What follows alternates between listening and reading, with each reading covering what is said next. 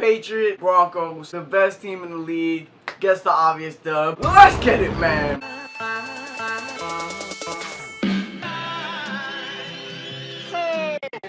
What's up with you guys? It's your boy ODJ back with another reaction video. Now, I'm sorry I did not post. I only posted 3 videos, I think, on Sunday, or 4 videos. Typically, I post 5 to 6 videos on Sunday, but I had to study for a test. I had an essay to write, and I had another essay to write as well for college transfer bullshit. So I was super busy, and all that shit was due like yesterday and today. I had a test on Monday, had essay due Monday, and I had my second essay due this morning, but I knocked that out. So that's why I'm gonna post, I think, 4 videos. I'm gonna post the Cowboys-Falcons game, I'm gonna post the Panthers game, I'm gonna post the Rams game, and I'm gonna post this game all today on Wednesday. So stay tuned for that. Thank you guys everything for subbing and subscribing. I just realized that last month we gained 800. We went from 100 to like 700, 800 subscribers last month. This month already, 14, 15 days in, we've already gained the same amount of subscribers that we gained all last month. So you guys are great. You guys are awesome. Keep subscribing to your boy. And we're about to get into this game right now. Now I think I mean, it's been 2 days. I watched Undefeated. I watched Undisputed. I watched First Things First. I watched First Take. I watched all that good stuff. So I already know the score. I know that was a complete domination, but I didn't see any of the plays. So let's jump into this shit. Start off with a punt. Starting off with a punt, he's muffing it, bro. Now let me tell you guys something real quick, because everybody thinks that I actually like watch the game or watch the videos before the shit, before I record, and they're like, oh, you know what's gonna happen. Listen, for one thing, Shannon Sharp did say that they can't be muffing punts in my jersey number. We all know Shannon Sharp wears number 84, so I knew that he muffed some punts. And number 2, it's a highlight video. It's not hard to guess what's going to happen in a highlight video. Now, you guys, if you guys been watching me for weeks on edge, you guys know that I tell you guys every single time when they show a punt, 75% of the time it's going to be a muffed punt.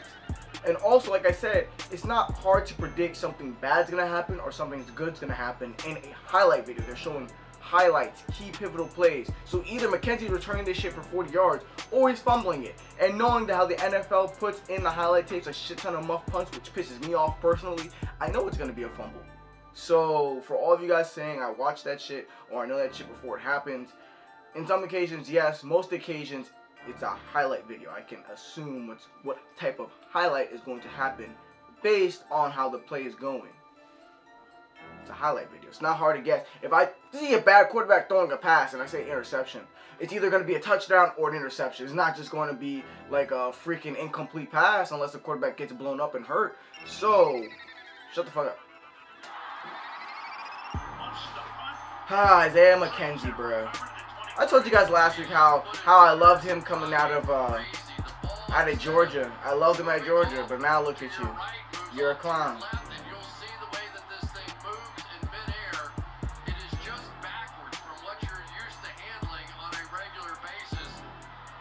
Well, the Patriots have a hard time winning in Denver, but they completely destroyed them.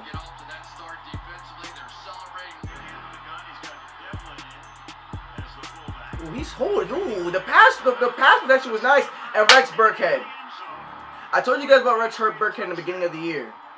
I told you why the New England has 3 scat backs. They have Burkhead, Lewis, and White, and then Gillislee is their complete back. I told you guys this. New England has one of the best running back carousels in the NFL, along with the Saints. And oh fuck, who else got a good running back carousel? The Cowboys do a little bit too. The Eagles. So we have some teams. We have about 4 or 5 teams in the NFL who are 3 running backs deep, 2 running backs deep. Play action pass. Osweiler. What the fuck you gonna do, Osweiler? Oh, he's gonna do something. Hold up, bruh. Malcolm Butler, what are you doing? 7-3. Give it to my man's Dion. Dion, what you working with right now? Just straight line speed. He took his life! He took his life! Oh, come on, Dion. Dion said, okay, you want to give me a push? You want to give me a push? I want it. He said you want to give me a push? I want it. Yo, can we, NFL, give me a replay.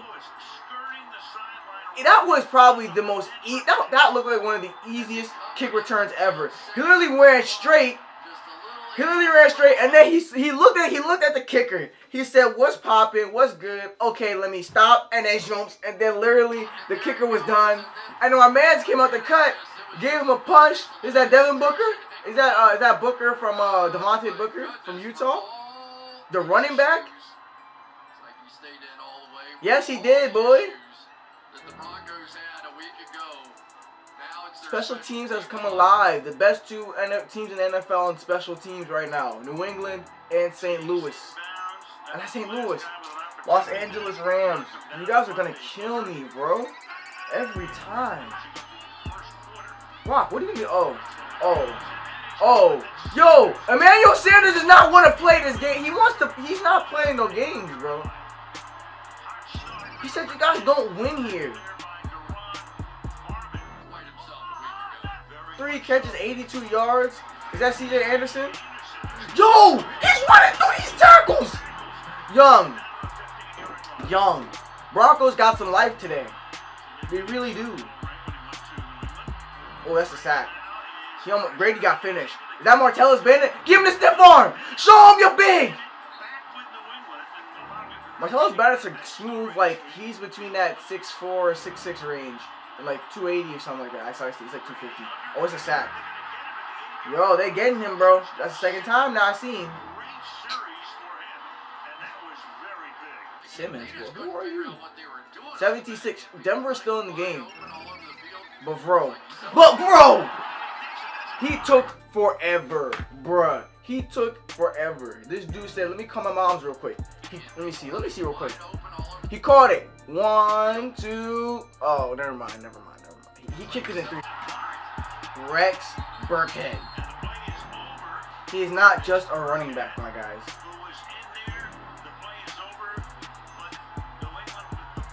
He's hype. My man's Rex Burkhead is a beast, bro. Oh, that's a sack. My man came straight.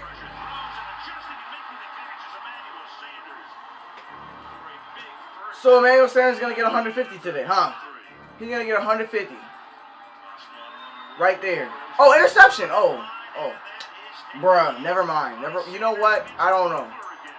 Emmanuel Sanders is obviously going to be unstoppable in this game. He's been finishing them, bro. 3 straight field goals, though. Nice. Gronk, good stuff. Shouldered his body away from the defender. Made it easy for Tom Brady to lay it in there. Bruh, just throw it, bruh. Is that Dwayne Allen? I swear he hasn't made a play all year, to be honest with you. That's alright, 27-9. Game looks like it's out of hand. Beginning of the second half.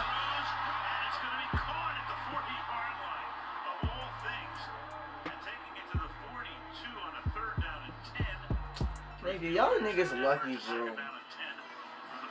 Just get this blowout. Who is this? Who's Mr. Dreads? Oh, Jamal Charles. He's been a bum, bro. He's been a real bum. I was really hyped for him to come back in the NFL, but nah, bro. You should just retire. What's going on here? Young! If this man catches another ball, I'm going in the game. I'm going in this highlight film. I'm swinging. I don't care, bro. How is Emmanuel Sanders? Emmanuel Sanders is a good wide receiver. Yes. Brock Osweiler is not a good quarterback. If you are close up on him, if you are actually covering him, Brock Osweiler is not completing all these passes in tight windows. You guys gotta D up, bro. He has space every single time. He's creating separation. Young. Who's guarding him? Bro. I'm mad sick right now. I'm mad fucking sick.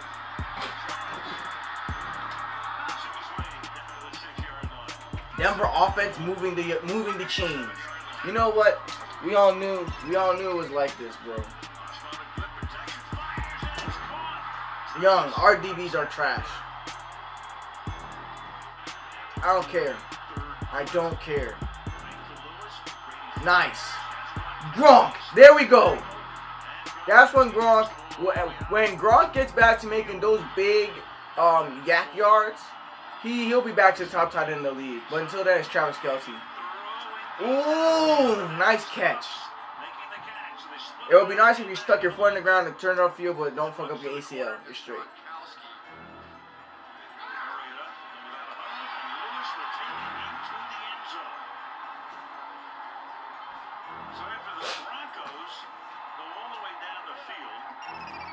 That's lit. That's lit. No shit, the defense can't stop New England. They can't stop Carson Wentz. Oh, bomb it. Bomb it. The seam. Right there. There we go. It was a dig route. He went up the seam and then cut it inside. Around 15 yards, 12 yards. Oh, right out there to Dion Lewis. Right out there to Dion Lewis. He's James White. Look at this. Yo, I like that. Yo, look at this. Yo, look at this. Look how he broke down the defenders. Right here. Once he started chopping his feet, I already knew he was going to go to that out route. And I said, just hit him. Hit him. Yee, get off the field, number 34. And the Patriots are alive. 41-16. Game's over. Of course, the wide receivers. There we go. That's what I need to see. That's what I need to see. That's what I'm waiting for all day. Stupid decision by Brock Osweiler, and it's an interception. That's what I need to see, bro. That's what I need to see. Fuck. Man, fuck out of here. Now we're gonna wrap ourselves in the blanket of excellence before we start this review. A breakdown and analysis, my guys. Houdini back, boy. So we're going to start off quickly with the Denver Broncos. The Denver Broncos do have one of the best defenses overall in the NFL until what happened last week and until what happened this week.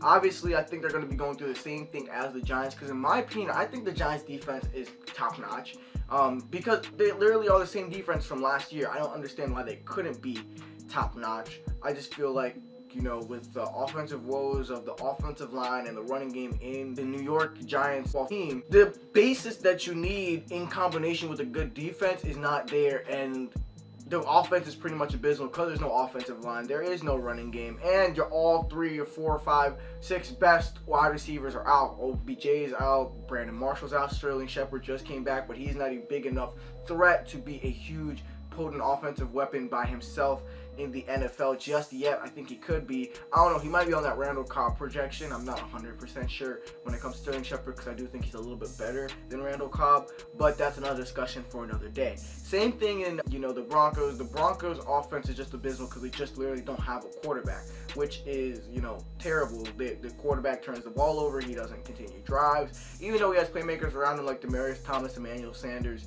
you know, and CJ Anderson, the quarterback position, Brock Osweiler, Trevor Siemian, it's just not cutting the slice. So I think the defense is giving up on the team, same way the Giants have. So that is all I'm going to say about their defense. Their offense did look nice today, of course. They do have good offensive weapons, like Emmanuel Sanders, who got, I'm 100% sure he had like 130, 140 yards. I don't even need to go look. I don't want to look because I was pissed off. Man, Demaryius Thomas had a nice catch here and there, but Emmanuel Sanders was showing his real worth. Well, you know, who knows? This team might just get disbanded because of how bad the quarterback play is. I don't know if they have it in them as a team because they are a very prideful team. They got a lot of prideful guys on offense and on defense who have made Pro Bowls before, who have made All-Pro teams before. They're littered all over this team. This team and the Houston Texans not so much anymore because the Houston Texans are very littered with injuries all over the place. But, you know, the Broncos are literally, you know, the Texans, but better. And, you know, they just really don't have a quarterback. I don't know, because, you know, Demaryius Thomas, All-Pro Pro Bowler, Emmanuel Sanders, Pro Bowler, CJ Anderson, potential Pro Bowler, defense littered with Pro Bowlers and All-Pros, all you know, Aqib Talib, Chris Harris Jr., both All-Pros, Roby, potential Pro Bowler, or he's already gone to a Pro Bowl. Then you have the linebackers with Von Miller, All-Pro, Pro Bowler. Shane Ray, potential Pro Bowl. Too many big players. I don't know if they can all just stick it out for another couple seasons if they don't have a quarterback.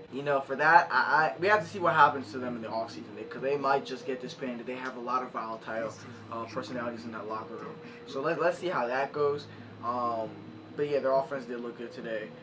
Emmanuel Sanders did look good. That's all I gotta say. So we're going to go on to the Patriots, who showed a lot of good with a little bit of bad, which I just literally was talking about. But offense looked, as usual, greasy, nice and smooth. Tight ends were getting hit on routes with Chris Hogan, and a lot of players not in. Chris Hogan's not in, and Malcolm Mitchell not playing. I think we had another wide receiver. Philip Dorsett, didn't see him on the field at all. So that's 3 wide receivers that are above average that can make plays for New England that weren't playing. Utilized Martellus Bennett and Rob Gronkowski to the fullest, like they did when they had Aaron Hernandez and Rob Gronkowski, which was nice. Took advantage of the DBs in the Broncos secondary, especially the safeties and the linebackers. Didn't really attack Chris Harris Jr. and Aqib Talib a lot. So, they used their running backs to hit the linebackers, used the tight ends to hit the safeties, and that's how they moved the ball down the field. They didn't see too many rushing. Obviously, special teams was the name of the game today. Got a score off a muff punt, got a blocked punt, which also resulted in a score, or a field goal, I think, and then they had the kick return that was a touchdown. So 3 potential touchdowns for the Patriots, all special teams. Only other team in the NFL that could possibly do that, in my mind, is the Los Angeles Rams again. Sorry again. Man, I don't know if I'm ever going to get that right, to be honest with y'all. But yeah, special teams look clean, and also their defense. We got to talk about their defense now. So they have improved the past couple of weeks to be a better bend but not break defense, even though they have bent a little bit. But now I don't know because like I said, Emmanuel Sanders and Demaryius Thomas are both Pro Bowlers. I think Demaryius Thomas was like an All-Pro wide receiver 1 year when he was with Peyton Manning. So I understand that they're playing against good players, Stephon Gilmore, and Malcolm Butler. I don't know if it's the coverage, or I don't know if they just want to play, or I don't know if they just smooth suck. I don't think they suck, because they both made Stephon Gilmore, I think is a Pro Bowler or potential Pro Bowler, one or the other. Then you have Malcolm Butler, who was a Pro Bowler after his 2015 season, where he got the interception to seal the game, and then he made a Pro Bowl after that. I honestly just don't know what the deal is. I understand Stephon Gilmore is more of a man corner. I know Malcolm Butler is more of a cover corner, but you got to figure out a way for both of them to be on the field and both of them to be effective at the same time. Maybe you have to leave Stephon Gilmore in man and then leave everybody else in zone like it did. I don't know if they did that when they had Darrelle Revis. They gotta figure out something, because this shit is irritating me. No wide receiver should be getting this many yards. You know what I'm saying? And not to say that there's no, like, if Julio Jones does that, if OBJ does that, if Antonio Brown does that, if AJ Green does that, if DeAndre Hopkins does that, it's okay. You know what I'm saying? But the Broncos have a terrible quarterback. If you cover anybody tight, he's gonna make a bad decision, because he can't throw it in pockets, in windows. But he might. That's another discussion for another day, because I don't make this video way too long. Besides that, the defense looked peachy clean, even though they did give up 16 points. They gave a bunch of field goals, and they let the Broncos move the ball down the field, but it will get corrected, so no big issue, no big slight. Offense looked clean, defense looked clean, special teams looked clean. Patriots are in the driver's seat and back in action. And yet again, once they start 2-2, we rattle off how many wins? How many wins do we have? I don't even know, to be honest with you. I don't even know. I can't even tell you, man. I can't even tell. I think we're 8-2 or some shit like that, or 9-2. So I mean, 8-2 or 7-2, something like that. I'm not 100% sure. But yeah, Patriots are coming. Patriots are obviously going to be in the driver's seat, and if we get the home field advantage, barring injury, we're going to make it to the Super Bowl again. Steelers got nothing on us. Chiefs are going to lose to the Steelers, and it's just going to be lit. It's just going to be lit. That's all I got to say, bro. That's all I got to say. I don't give a fuck about no team in the wild card. I don't give a fuck about no team in the AFC South. It just is what it is. Patriots are going to the Super Bowl. I don't know if we're going to win it or not, because I'm very, very high on all the teams in the NFC. So we'll see how that goes. Thank you guys for watching this video. If you did all the way through, please don't forget to subscribe to your boy, and I'll catch you guys in my next video.